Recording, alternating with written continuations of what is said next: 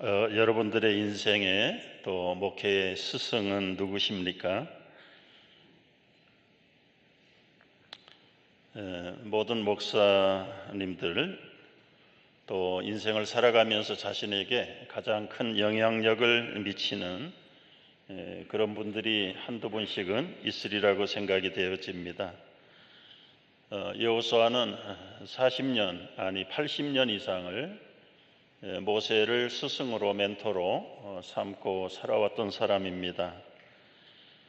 저에게는 우리 인생과 신학의 두 스승들이 있었는데 한 분은 박윤선 목사님이시고 한 분은 강변교회 그리고 합신 총장을 지내셨던 김명혁 교수님이 저의 멘토십니다.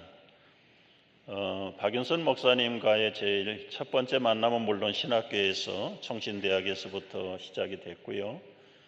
또 합신 사회로 졸업하고도 계속 참 사랑을 받았던 제자 중에 한 사람입니다. 제가 합신을 졸업하고 강변교회 전도사를 사임하고 강도사 시절에 이제 개척을 하고 나가야 될 터인데 어느 지역에 개척을 해야 할까? 그래서 제 마음대로 생각을 했어요. 하나님, 저는 시골 묵기가 아닙니다. 도시에서 개척해야 됩니다. 도시에서도 중산층 아파트 타운에서 해야 됩니다. 그래서 이제 찾아보니까 그 당시에 잠실 밖에 송파라는 지역이 한참 개발되었습니다.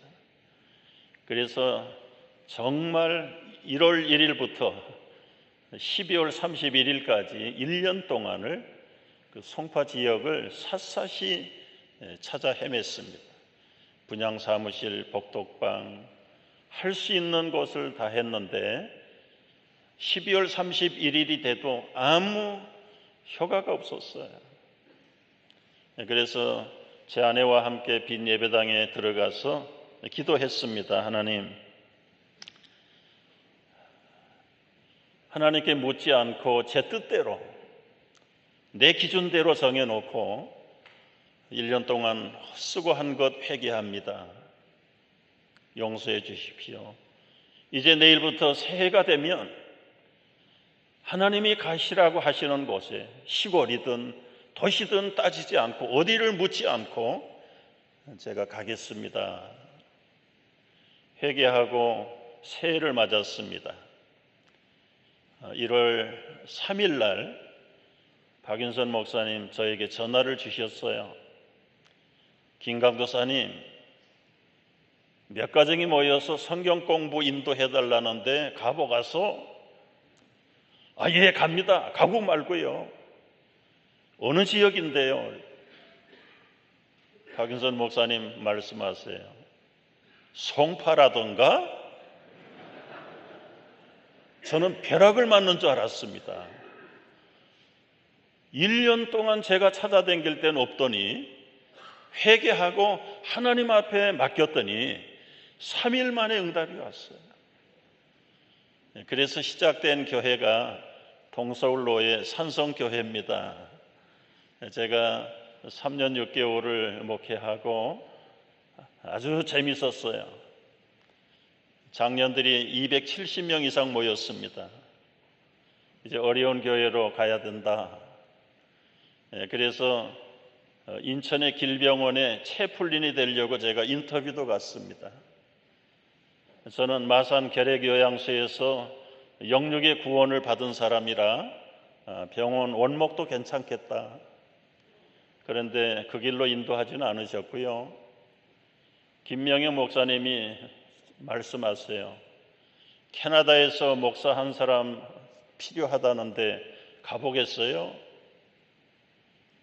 지상 천국 같은 캐나다 가서 뭘 하게? 저는 대답을 안 했습니다. 한 3개월 됐는데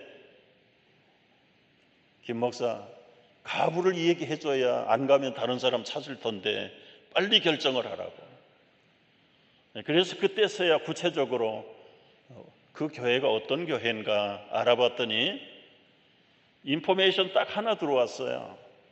10년 된 이민교회인데 목사님이 6번 바뀌었다. 가자. 어려운 교회다 가자. 그리고 갔습니다. 갔더니 어른들 21분 계세요. 그리고 주일날 낮 예배 은퇴하신 목사님이 오셔서 인도하시고 아무것도 없습니다. 주일학교도 물론 없고요. 주일 낮 집회 한 번 예배 드리고는 아무것도 없어요.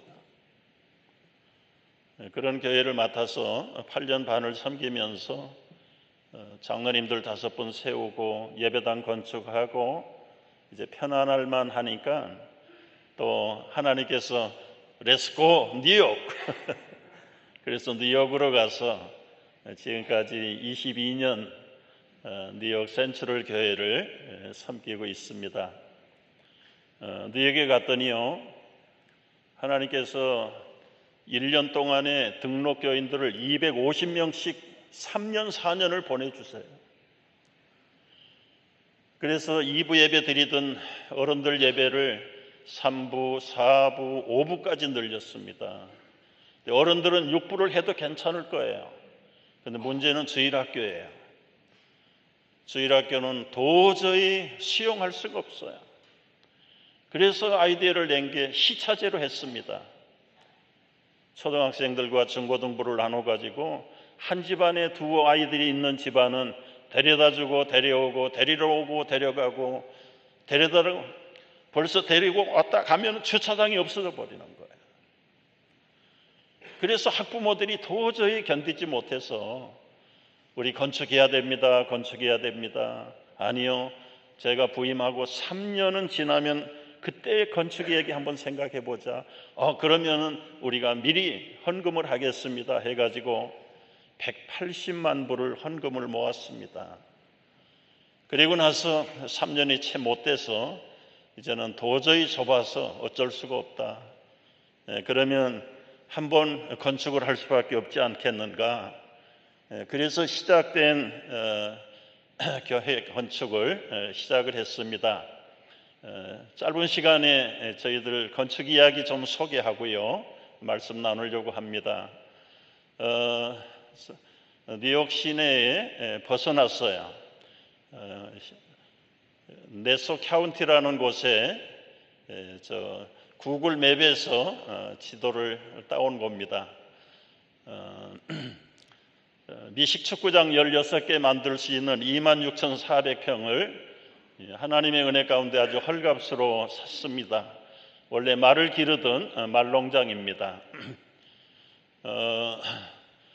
작년에 완공된 모습입니다. 26,400평이니까요. 굉장히 넓은 땅 중에 하나입니다. 8차선 넓이로 언덕을 빙 둘러서 쌓고요. 헤드라이트가 동네로 들어가지 못하고 밖에서도 보이지 않도록, 그리고 나무를 3중 4중으로 나뭇값만 밀리어너치를 심었습니다. 언덕을 쌓고 울타리하고 나무 심고요. 계속해서 저 나무들이 지금 금년에 많이 자랐습니다. 벌써 예배당 들어가는 게이트입니다. 300대 이상 세울 수 있는 주차장을 만들었고요. 오른쪽에 보이는 것은 본당이고 중간에는 사무실과 그리고 실내 체육관 2층으로 되어 있습니다. 이 본당의 입구입니다. 라비 북카페를 할 수 있을 만큼 저는 호텔 가면 늘 부럽더라고요. 거기 앉아서들 교인들이 서로 교제 나누고 담소 나누고 또 1:1 양육도 하고 기도도 하고, 그래서 이제 앞으로 필요한 가구들을 많이 놓으려고 생각을 합니다. 저것도 다 꺼내면 의자가 4개가 나는 그런 테이블입니다. 본당 앞에 라비입니다. 이게 본당 내부의 모습이고요. 우리 예배하는 모습들입니다. 저희는 지금 현재는 주일날 3부 예배로 모이고 있습니다. 한 800석 되는데 앞으로 더 많은 양적인 부흥을 기대하면서 우리 교인들이 기도하고 전도하고 있는 중에 있습니다. 뒤에서 바라보는 본당의 모습인데 참 감사하게도 이 예배당을 짓는 회사는 60년 동안에 예배당만 1,700개를 지은 미국인 참 좋은 회사를 만나게 해 주셔서 1센트도 완공할 때까지 변동이 없이 잘 마치게 되었습니다. 체육관이고요.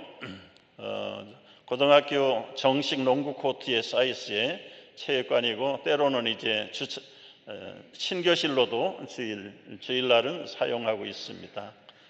뒤에서 바라보는 모습인데 저 아래층은 이제 교육관입니다. 그리고 사실은 이게 야외 극장 앞으로 하려고 언덕을 만들어 모습입니다. 이런 작은 예배당, 주일학교 예배당들이 예배실들이 8개가 있고요. 영어권 예배, 부엌, 그리고는 이제 유아부부터 유치부, 그리고 유초등부와 중고등부, 청년부 그런 예배실 갖춰져 있고 34개의 클래스룸을 갖추고 있습니다.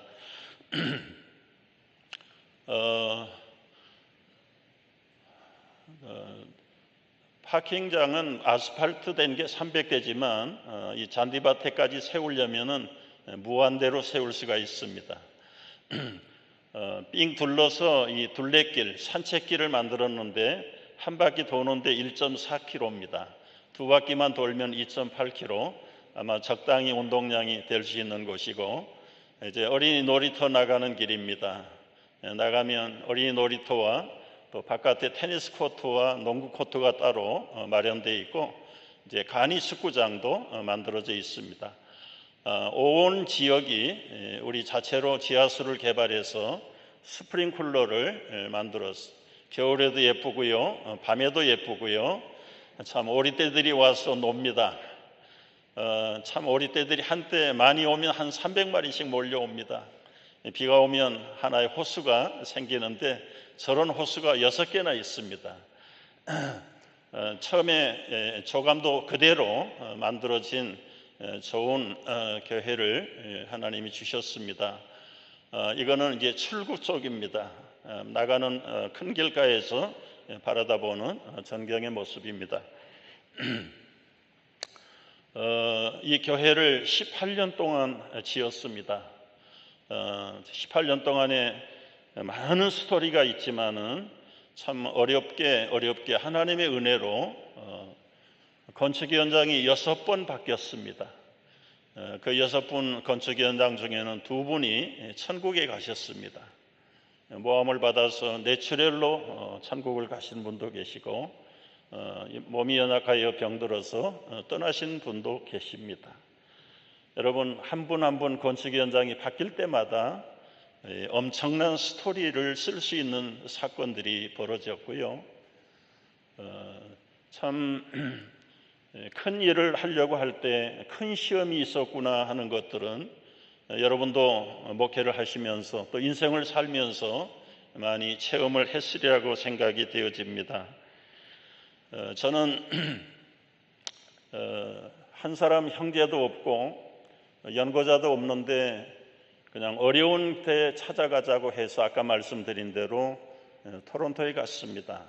토론토에 갔는데 1월 1일 날이 주일날이었고요. 89년 1월 1일, 88년 12월 말일 날 갔습니다.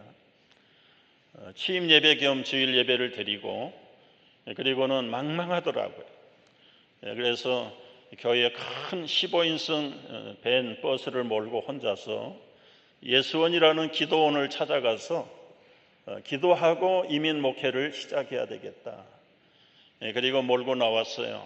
나왔는데 눈이 쏟아지는데 교회로 나오니까 인가도 없고 차도 댕기지 못하고 유리창에 와이퍼도 눈을 씌울 수가 없을 만큼 할 수 없이 길거리에 설 수밖에 없었어요. 마치 북극에 얼음집을 짓듯이 눈이 밴을 다 덮어버렸습니다. 저 혼자서 밴 안에 갇혀가지고 있는데 너무 외롭더라고요. 내가 왜 왔을까? 김포공항까지 따라 나오면서 화성교회 장경재 목사님, 가지 마오, 가지 마오. 당신 대신에 후임자가 되어달라고 부탁을 하셨어요. 그래도 다 나선 길에 모르는 척하고 있었더라면 서울서 편안하게 목회하고 좋았을 뻔했는데, 왜 마치 지구본이 하나 있는데 아무도 없는, 한 사람도 살지 않는 그 지구본 위에 북미주 대륙에 점 하나 찍힌 그런 떨어진 소외감과 외로움이 들어왔습니다. 그러나 그건 잠시뿐이고, 하나님, 제가 잘못했습니다. 내가 하나님 원해서 또 하나님 기쁘게 하려고 하나님 보내서 왔는데 나의 인간적인 불신앙을 용서해 주십시오. 운전석에 앉아있다가 벤 바닥에 무릎을 꿇고 기도했어요. 회개하고 통회하고 혼자서 찬송 부르고, 내가 너와 함께 한다는 사실을 너 잊어버렸냐? 두려워하지 말라, 놀라지 말라, 여호수아를 봐라. 그때부터 이 여호수아를 사랑하기 시작했어요. 틈틈이 산 모세를 떠나보내고 이제는 민족들을 앞장 세워서 가나안 땅에 들어가서 정복해야 되는 그 여호수아의 심정을 바라보면서, 여호수아가 유능한 장군, 물론 장군 출신이지요. 그러나 그는 얼마나 떨었던지 하나님이 하시는 말씀 보면 강하고 담대하라, 두려워 말라, 두려워 말라. 내가 너와 평생 함께하리라. 네가 밟는 모든 땅을 너에게 주리라. 여러분, 여호수아가 담대한 사람 같았으면 아마 하나님이 이렇게 하셨을 거예요. 너는 겸손하라, 온유하라. 그러나 여기서 반대의 말씀을 주신 걸 보면 여호수아는 얼마나 떨었을까? 얼마나 무거운 짐을 가지고 이제는 앞길이 보이지 않지만, 모세는 떠났고 하나님은 멀리 계시고, 그런 가운데 하나님께서 나타나셔서 강하고 담대하라, 내가 너와 함께하고 너 평생에 어디로 가든지 형통케 하리라는 이 약속의 말씀을 저의 말씀으로 붙들고 그때부터 힘을 얻고 이미 목회를 시작하게 되었던 것입니다. 여러분, 오늘 여호수아의 리더십 한 두 가지만 말씀을 드리고 마치려고 합니다. 하나님은 어떤 분을 쓰실까? 성령을 품고 사는 여호수아를 하나님이 쓰셨습니다. 모세가 마지막, 하나님께서 이제 너는 가나안 땅을 바라보지만은 한 발자국도 그 땅에 들어가지 못한다. 모세도 체념했어요. 그래서 민수기 17장 18절 이하를 보면 앞으로 새로운 전쟁에서 여호수아를 저의 후계자로 세워서 백성들이 목자 없는 양같이 되지 않도록 해주세요. 하나님께 간구했더니 하나님이 모세에게 말씀하셨습니다. 여호와께서 모세에게 이르시되 눈의 아들 여호수아는 그 안에 영이 머무는 자다. 너는 그를 데려다가 안수하라. 하나님이 여호수아를 가리킬 때 여호수아 안에 하나님의 영이 머물고 있는 사람이라고 인정을 해 주었습니다. 개정 성경에는 우리 영이 머무는 자, 예전에 쓰던 개역 성경에 보니까 신에 감동된 사람이었다. 새번역 성경에는 영감을 받은 사람이다. 현대인 번역 성경에는 영력 있는 여호수아다. 한마디로 하나님의 성령에 감동을 받고 언제나 성령을 품고 사는 사람이 여호수아였다는 것을 성경은 증거하는 것을 제가 보게 되었습니다. 여러분, 하나님은 한 사람 한 사람을 관찰하고 계세요. 그런데 그 많은 사람 가운데 하나님이 쓰시는 사람 여호수아는 어떤 사람이었는가? 언제나 그의 인생과 심령 속에 하나님의 영을 품고 사는 사람이었다. 그렇다면 나는 무엇을 품고 사는 사람인가? 여러분은 무엇을 품고 사는 사람입니까? 인간의 야망을 품은 사람도 있습니다. 때로는 복수심을 품고 사는 사람도 있습니다. 시기와 질투를 품고 사는 사람도 있고, 기도하는 목회자들도, 목사인 저도 성령을 품는다고 하면서 어느 순간에 보면 세상적인 영을 품고 사는 경우가 한두 번이 아니었음을 고백할 수밖에 없습니다. 바라기는 우리 성월교회 성도님들을 비롯해서 우리 성도 여러분, 우리 속에 품고 사는 것은 하나님의 영, 성령의 감동을 받고 사는 우리 모두가 되기를 주의 이름으로 축복합니다. 이것이 여호수아의 리더십이요. 두 번째 리더십을 보면 기도와 말씀으로 사역하는 여호수아를 하나님이 쓰셨습니다. 여호수아가 첫 번째 성경에 나타나는 대목이 출애굽기 17장입니다. 백성들이 출애굽에서 광야를 가다가 아말렉과의 전쟁이 벌어지게 됩니다. 그 전쟁에서 모세와 그리고 아론과 훌이 모세의 팔을 들어주고, 산꼭대기에서 모세는 앉아서 기도하고, 그리고 젊은 장수들 내보내서 일선에서 아말렉 군대와 더불어 싸우는 장면이 나옵니다. 그 싸움터에 보냄을 받은 사람이 여호수아입니다. 출애굽기 17장 13절에 보면은 이때에 여호수아가 칼날로 아말렉과 그 백성을 쳐서 무찔렀다. 이때가 언제입니까? 모세는 아론과 훌의 보조를 받아서 앉아서 팔을 들고 피곤하지 않도록, 팔이 내려오지 않도록 하나님께 기도할 때 여호수아는 그 기도의 힘을 믿고 나가서 칼날로 아말렉을 쳤다고 말합니다. 알레고리 해석을 저는 때때로 좋아합니다. 여호수아 장군이 사용했던 그 무쇠 같은 예리한 칼날로 아말렉을 쳤지만 뒤에서 기도하고 있다는 것 때문에 종횡무진으로 아말렉을 무찔러서 승리를 가져온 것 사실입니다. 그러나 저는 묵상하다가 생각했어요. 아무리 예리한 장군의 칼을 가지고 적군들의 목을 베를 수도 있고 생명을 빼앗을 수도 있지만 저들의 영혼의 생명을 해할 수는 없다. 우리 성도들, 목회자들, 우리 장로님들 영적인 전투, 세상에서 벌려야 되는 이 전투의 현장에서 칼을 들고 싸울 수는 없잖아요. 히브리서 4장 13절 보니까 하나님의 말씀은 양날이 예리하게 갈린 칼보다 더 예리해서 심령과 골수와 간절과 생각을 찔러 쪼개는 것이 하나님의 살아있고 운동력 있는 말씀이라고 했다면, 칼보다 예리한 말씀이 우리 성도들과 우리 목회자들에게 언제나 무장되어야 된다는 사실을 깨달아요.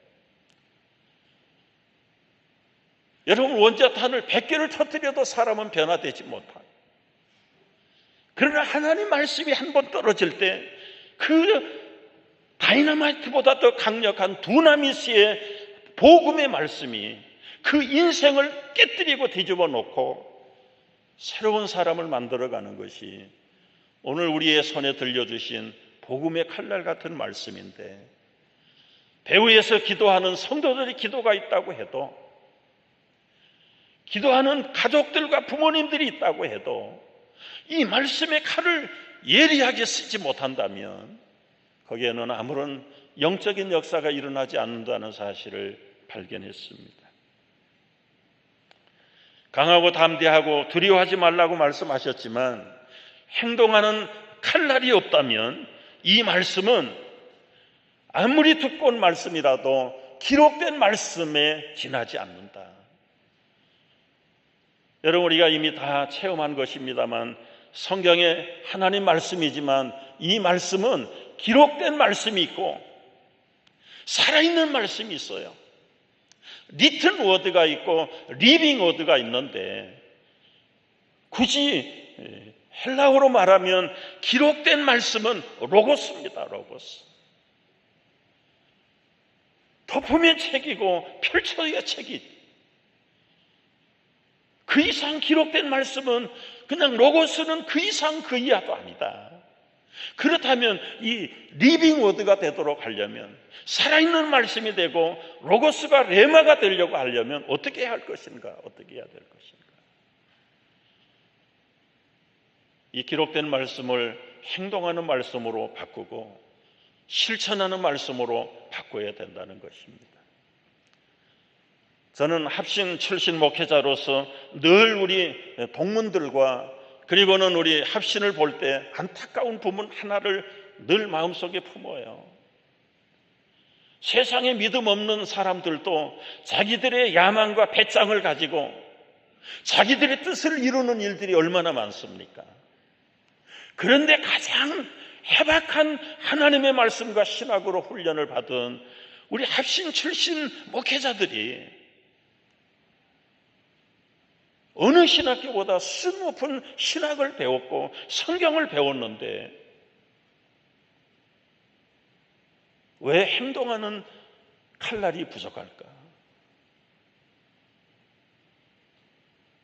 말씀을 따지고 연구하고 그것은 능한데 그 말씀이 목회의 현장 속에, 삶의 현장 속에 어떻게 해서 좀 폭발을 일으키는 말씀이 될 수 없을까? 그렇지 않습니까, 여러분?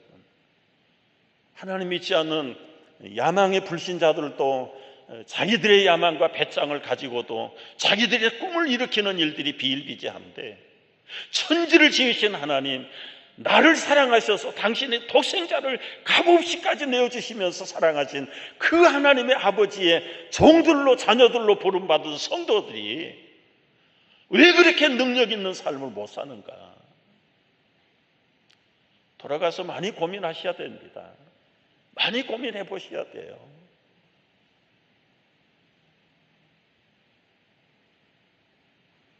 여호수아는 배후에서 기도하는 모세의 기도도 믿었지만 아무리 후원의 기도가 좋다 치더라도, 아무리 우리 학교에서 잘 가르쳐 주셨다 하더라도 일선에서 휘둘러대는 행동하는 칼날이 없다면 아말렉의 전쟁의 승리는 돌아오지 않았을 것이라고 저는 생각해요. 이렇게 말씀하면서도 때때로는 하나님의 말씀을 잊어버리고 내가 너와 평생 함께한다는 이 임마누엘의 신앙을 잊어버리고 상황 앞에서 믿음을 놓쳐버리는 경우가 저에게도 있었습니다.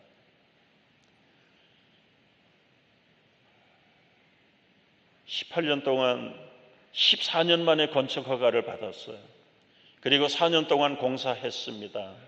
참 어려운 공사 마무리했어요. 이제 입주 허가를 받아야 됩니다. 시청에 입주 허가를 받아야 되는데 저쪽에 있던 옛날 구 예배당은 비워줘야 됩니다. 하루빨리 정한 시간에 새 예배당에 들어가야 되는데 입주 허가가 없으면 못 들어가요.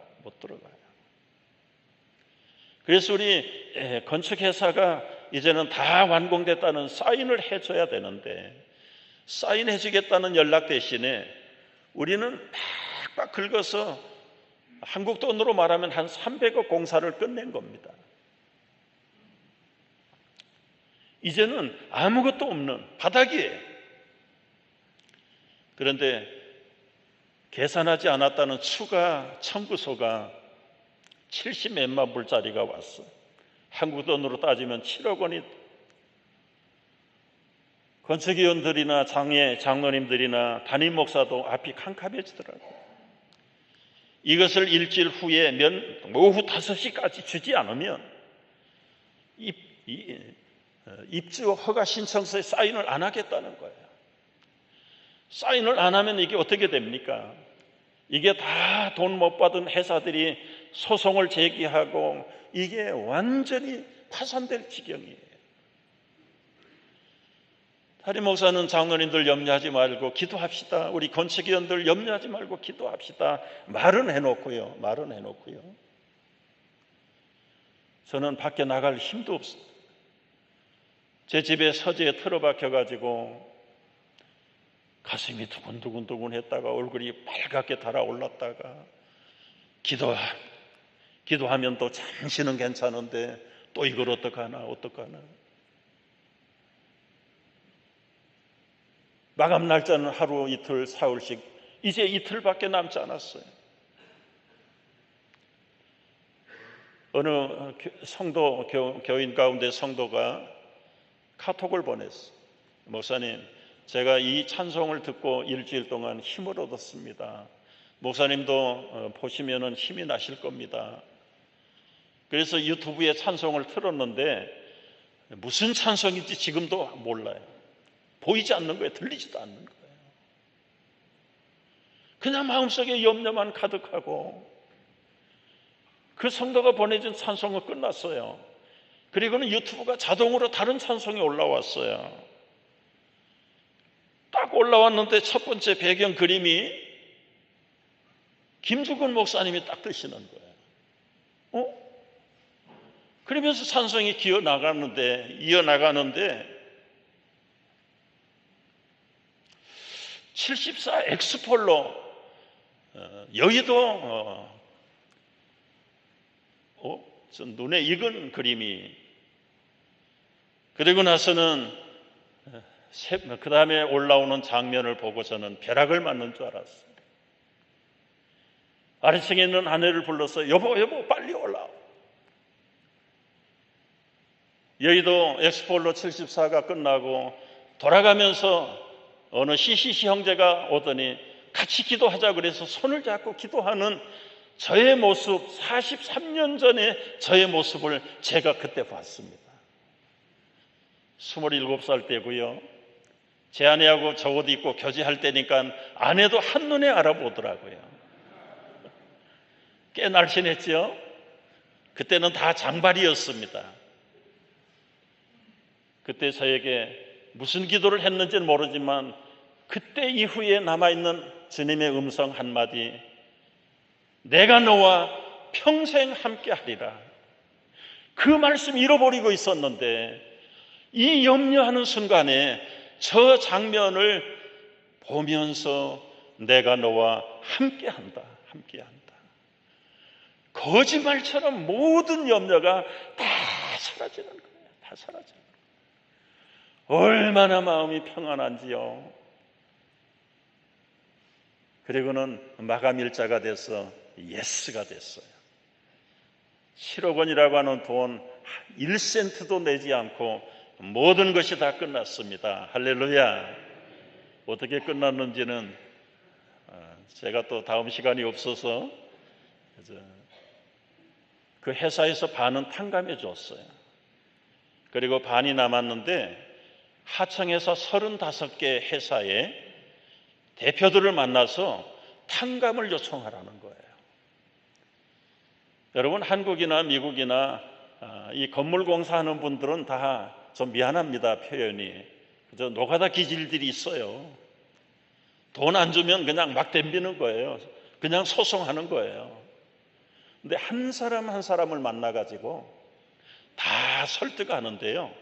3사람 빼놓고는 전부 다 사인했어요. 탕감해 준다고요.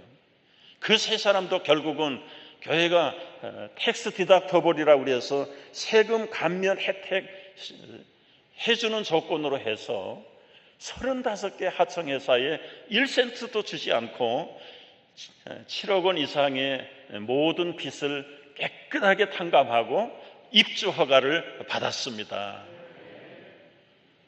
여러분, 두려울 때는 아무것도 보이지 않고, 그러나 하나님이 약속하신 그 임마누엘의 하나님, 그 눈 속에 묻혀서 망망한 이민 목회에 함께 하시겠다고 하시는 임마누엘의 그 하나님을 평생 잊어버리지 말아야 되는데, 상황 앞에서는 그 믿음을 잠시 잊어버리는 이 못난 목사의 모습을 바라보면서 하나님이 얼마나 섭섭하게 생각하셨을까? 여러분, 다른 거 없어요. 우리 모든 합신총회가, 때로는 우리 미주 한인예수교 장로의 총회가 한 분 한 분들이 평생 우리와 함께 하시는 그 하나님이 우리가 느끼든 못 느끼든 이미 하나님은 당신의 독생자를 내어주시면서까지 여러분과 나를 자녀 삼으시지 않았습니까?